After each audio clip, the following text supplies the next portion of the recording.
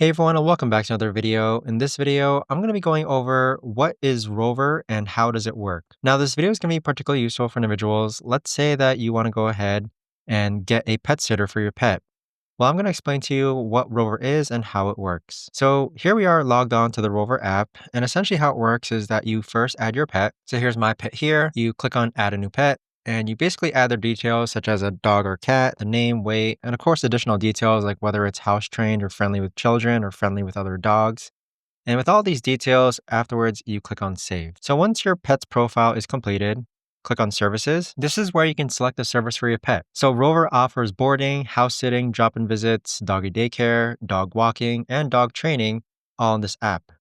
So let's say that we want dog walking done. And so here we click on dog walking. We can select our dates.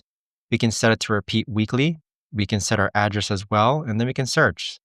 So for example, let's say that we want our dog walked, and let's go ahead and walk them on the 7th from 11 a.m. to 3 p.m.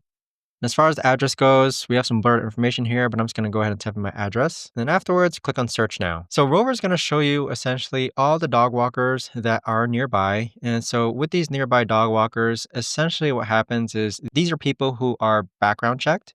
So at the top hand side, you can see that they background check every single sitter or person. But you essentially go ahead and click on someone and you can review their reviews. You can see their profile. And afterwards, you could actually contact them to inquire more about their services. So that's what essentially Rover is that it's a really good place to kind of find contracted work between dog sitters and dog carers and your pet. But that right there, guys, is the best and easiest way that I know of to actually go ahead and explain what Rover is and how does it work.